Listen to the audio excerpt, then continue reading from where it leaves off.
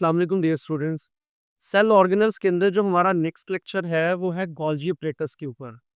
और Golgi apparatus Camillo Golgi ने इसको डिस्कवर किया था 1898 में।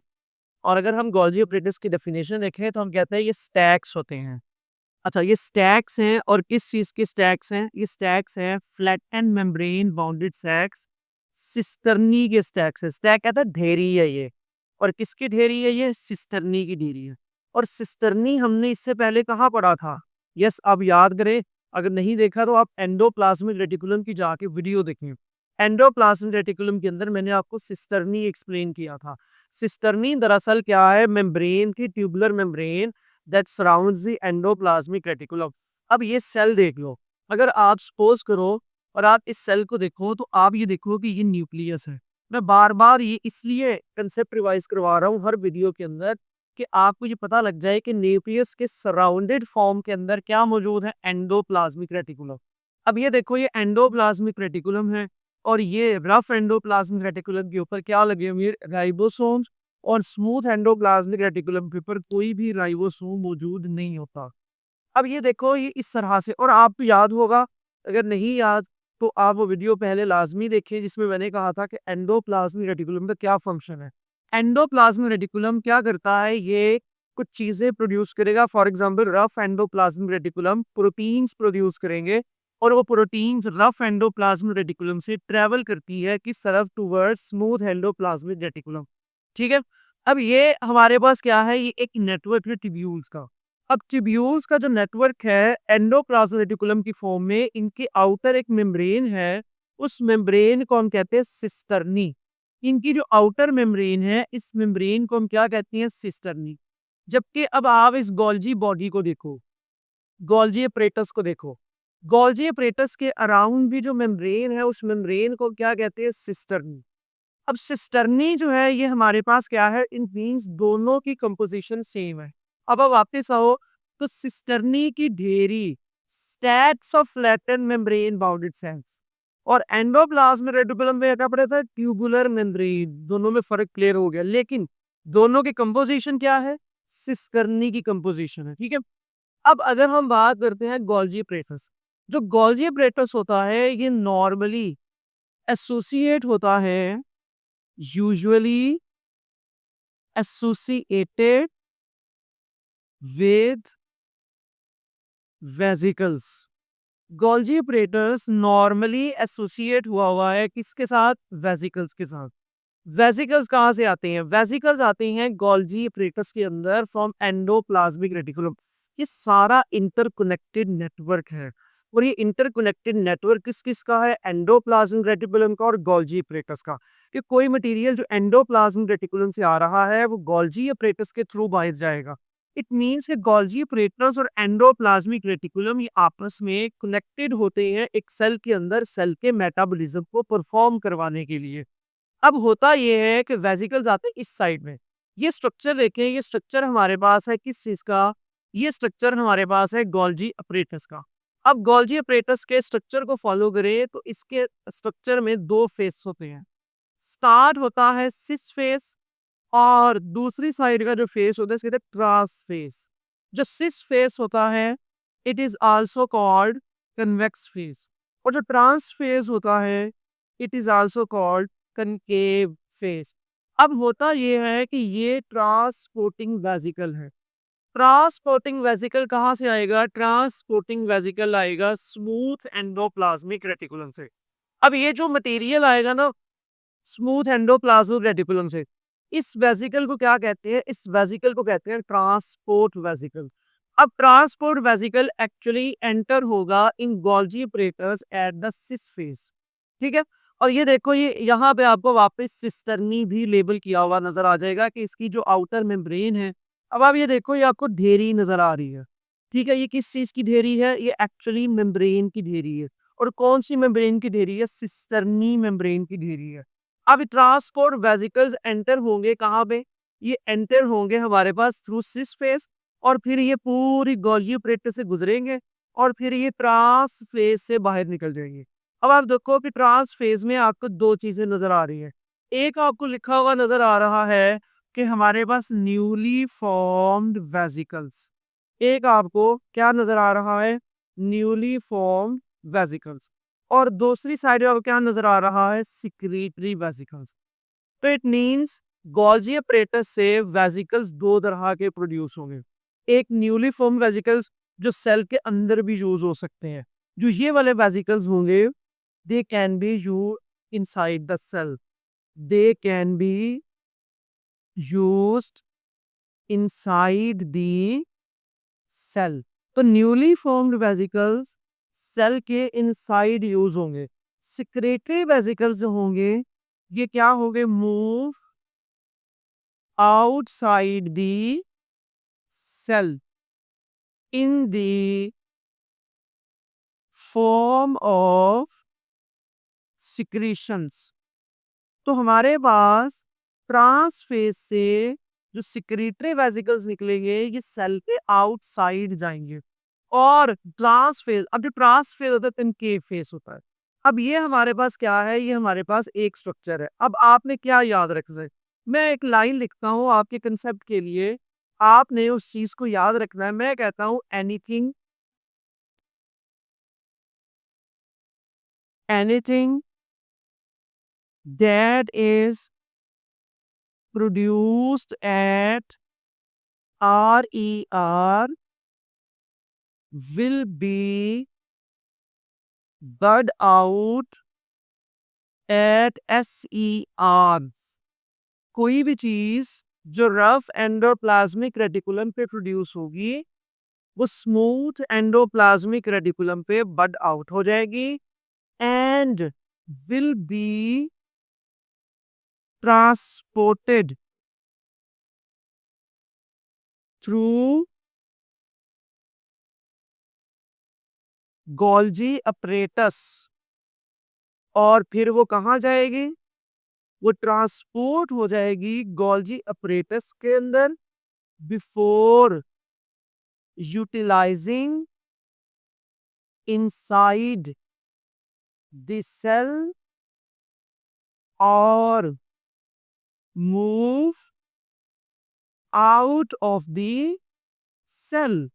तो इसका मतलब है कि कोई भी चीज जो सेल के अंदर यूज होनी है या उसने सेल से बाहर जाना है, वो किसके थ्रू जाएगी, रफ एंडोप्लाज्मिक रेटिकुलम पे प्रोड्यूस होगी, स्मूथ एंडोप्लाज्मिक रेटिकुलम से बड आउट होगी, और फिर वो गोल्जी प्रेकस के जरिए फॉरवर्ड मूव कर जाती है सेल के अंदर यूटिलाइज होने के लिए या सेल से बाहर जाने के लिए। अंडरस्टैंड। अब इसका मतलब है कि सेल का ये सारा सिस्टम एक इंटरकनेक्टेड सिस्टम है। अब इस डायग्राम को देखो जरा। अब ये जो डायग्राम है, ये आपको एक्सप्लेन करती है किस चीज को, पूरे के पूरे होल मैकेनिज्म को एक्सप्लेन करती है। अब आप ये देखोगे कि हमारे पास ही देखो, ये वंस अगेन वही बार बार बात रिपीट हो रही है कि हमारे पास ये न्यूक्लियस है और ये न्यूक्लियस के अराउंड ये देखो ये जो नेटवर्क ऑफ ट्यूब्यूल निकल रहा है, ये एंडोप्लाज्मिक रेटिकुलम। अब जिस एंडोप्लाज्मिक रेटिकुलम के ऊपर आपको राइबोसोम्स लगे हुए नजर आ रहे हैं, ये हमारे पास क्या है, रफ एंडोप्लाज्मिक रेटिकुलम। और जिसके ऊपर आपको राइबोसोम नजर नहीं आ रहे, इसको हम क्या कहते हैं, स्मूथ एंडोप्लाज्मिक रेटिकुलम।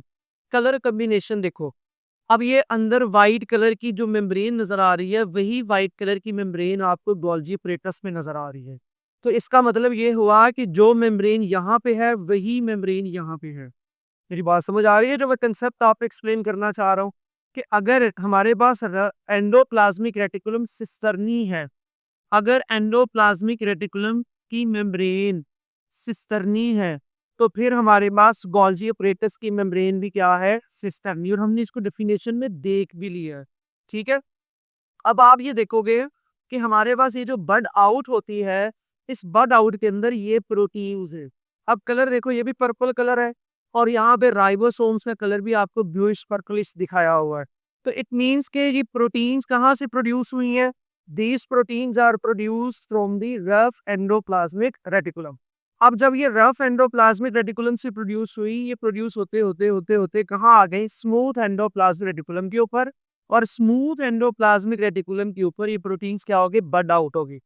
इस वेसिकल को जिसके ऊपर ये बड आउट हुई हैं, इस वेसिकल को हम क्या कहेंगे, ट्रांसपोर्ट वेसिकल। अब ये जो ट्रांसपोर्ट वेसिकल है ये ट्रेवल हो जाएगा टुवर्ड्स गोल्जी apparatus। यही लाइन मैंने आपको यहाँ पे लिख के बताई थी कि कोई भी चीज, ये देखो आप, कि कोई भी चीज जो रफ एंडोप्लाज्मिक रेटिकुलम पे प्रोड्यूस होगी वो स्मूथ एंडोप्लाज्मिक रेटिकुलम के ऊपर बड आउट हो जाएगी और फिर वो कहाँ से गुजरेगी? गोल्जी अपरेटस के जरिए। तो आप ये समझ लो कि एक फैक्ट्री है, जैसे शू फैक्ट्री है, और शू फैक्ट्री के अंदर एक एरिया है प्रोडक्शन एरिया और दूसरा एरिया है मॉडिफिकेशन एरिया। अब एक टास्क आया है और हमने जो लेबर प्रोडक्शन हाउस में बैठी है उसको टास्क दिया कि तुमने ये शूज बनाने हैं। अब हमने उसको कह दिया कि 39, 40, 41 नंबर के शूज बना दो सारे के सारे। अब क्या होगा कि उसने सारे के सारे शूज बना दिए लेकिन उसने उनको अरेंज नहीं किया। क्यों? उसका काम सिर्फ प्रोडक्शन का था। वहां से तो सारे शूज ट्रांसपोर्ट हो गए किस तरफ? वो सारे शूज ट्रांसपोर्ट हो गए टुवर्ड्स मॉडिफिकेशन हाउस। अब जब वो शूज सारे के सारे मॉडिफिकेशन हाउस गए तो वहां की जो लेबर बैठी हुई थी उन्होंने 39 का राइट और लेफ्ट पेयर को इकट्ठा किया, 40 के राइट लेफ्ट को इकट्ठा किया, पॉलिश वगैरह किया और बाद में उसने उनको क्या कर दिया? मार्केट के अंदर ट्रांसपोर्ट कर दिया। तो इसीलिए वो जो मॉडिफिकेशन और वेयर हाउस वाले लोग थे वो प्रोड्यूस नहीं कर रहे, वो प्रोड्यूस हुई चीज को बस मॉडिफाई करके ट्रांसपोर्ट कर रहे हैं। तो गोल्जी अपरेटस का भी यही काम है। अगर मैं आपसे एक बात पूछूं, अगर मैं आपसे यहाँ पे एक कंसेप्चुअल बात पूछूं और मैं आपसे कहूं कि what is the modification house of a cell, एक सेल का मॉडिफिकेशन हाउस कौन सा है? तो अब आपको मेरा ये कंसेप्ट बहुत क्लियर हो चुका होगा कि सेल का जो मॉडिफिकेशन हाउस है that is called Golgi apparatus. जो सेल का मॉडिफिकेशन हाउस है वो गोल्जी अपरेटस है। यस। अब देखो कि जो एंडोप्लाज्मिक रेटिकुलम है ये क्या है? ये एक्चुअली प्रोडक्शन हाउस है। अब कोई भी चीज जो प्रोड्यूस होगी वो यहाँ पे होगी, उसके बाद ये सारी चीज ट्रांसपोर्ट हो जाएगी in the form of transport vesicle किस तरफ? Golgi plates. अब देखो गोल्जी प्लेटस में सिस फेस के ऊपर ये एंटर होगी, कन्वेक्स फेस। वो फेस जहां से वेसिकल एंटर होगा उस फेस को क्या कहेंगे? Cis face. अब वेसिकल ट्रांसपोर्ट हो जाएगा टूवर्ड्स ट्रांस फेस। सही है। अब वो ट्रांस फेस से निकलेगा और ट्रांस फेस से निकल के उस सेल के आउटसाइड जा सकता है। तो गोल्जी अपरेटस ने क्या किया? गोल्जी अपरेटस ने मॉडिफाई किया, गोल्जी अपरेटस ने पैकेज किया। इसलिए गोल्जी अपरेटस के फंक्शन को अगर हम बात करें कि गोल्जी अपरेटस के फंक्शंस क्या क्या हो सकती हैं, अगर हम इसको कंसेप्ट्स के ऊपर देखें तो पहली चीज पैकेज्ड इनटू अ मेम्ब्रेन, कि गोल्जी अपरेटस क्या करता है? ये मटेरियल को मेम्ब्रेन के अंदर पैकेज कर देता है, पैक कर देता है, और it means convert them into a finish product. ये उन मटेरियल को फिनिश प्रोडक्ट के अंदर कन्वर्ट कर देता है। नेक्स्ट पार्ट देखिए, अगर गोल्जी अपरेटस का दूसरा क्या फंक्शन हो सकता है? गोल्जी अपरेटस इन्वॉल्व होता है किस चीज के अंदर? सेल सिक्रीशंस के अंदर। तो गोल्जी अपरेटस एक्चुअली सेल सिक्रीशंस में इन्वॉल्व है। सेल सिक्रीशंस क्या है? सेल सिक्रीशंस एक्चुअली हमारे पास वो सब्सटेंसेस होती हैं, substances that need to be export out of the cell. ऐसे सब्सटेंसेस जो सेल के आउटसाइड एक्सपोर्ट होने हैं उनको हम क्या कहते हैं? उनको हम सिक्रीशंस कहते हैं। जैसे आप ये देख लो एंजाइम्स, मैं आपको इसकी बड़ी कॉमन एग्जांपल देता हूँ और आपको वो एग्जांपल बहुत अच्छे तरीके से समझ भी आएगी। जैसे मैं आपको एग्जांपल देता हूँ पेंक्रियाज की। अब पेंक्रियाज क्या करता है? पेंक्रियाज स्मॉल इंटेस्टाइन पे कुछ ग्रेन्यूल्स रिलीज करता है। पेंक्रियाज क्या करेगा? डाइजेस्टिव ग्रेन्यूल्स रिलीज करेगा। अब वो जो डाइजेस्टिव ग्रेन्यूल्स होती हैं वो कौन रिलीज करवा रहा है? Golgi apparatus. गोल्जी अपरेटस जो है वो क्या कर रहा है? वो छोटे छोटे ग्रेन्यूल्स को रिलीज करवा के वो इंटेस्टाइन के अंदर फेंक रहा है। और वो जो इंटेस्टाइन के अंदर ग्रेन्यूल्स आ रहे हैं उनके अंदर क्या है, इंजाइम्स, इंजाइम्स पैक है। और वो इंजाइम्स कहाँ से आए, रफ एंडोप्लाज्मिक रेटिकुलम से। और जब वो इंजाइम्स रफ एंडोप्लाज्मिक रेटिकुलम से आए तो वो ट्रेवल कर गए टुवर्ड्स थ्रू गोल्जी apparatus और फिर वो मेम्ब्रेन के बाहर। समझ आई मेरी बात की? तो जितने भी एंजाइम्स सेल के बाहर इस्तेमाल हो रही हैं, वो कौन भेज रहा है? गोल्जी apparatus भेज रहा है।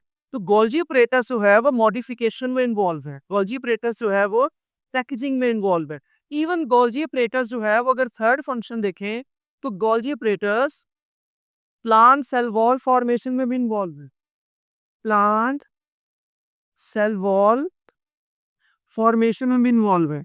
गोल्जी apparatus एक्चुअली कुछ ऐसी कंपोनेंट्स कैरी करता है जो सेलुलोज बनाने में हेल्प करती हैं और सेल डिवीजन के बाद प्लांट सेल फॉर्मेशन के अंदर गोल्जी apparatus इन्वॉल्व होता है।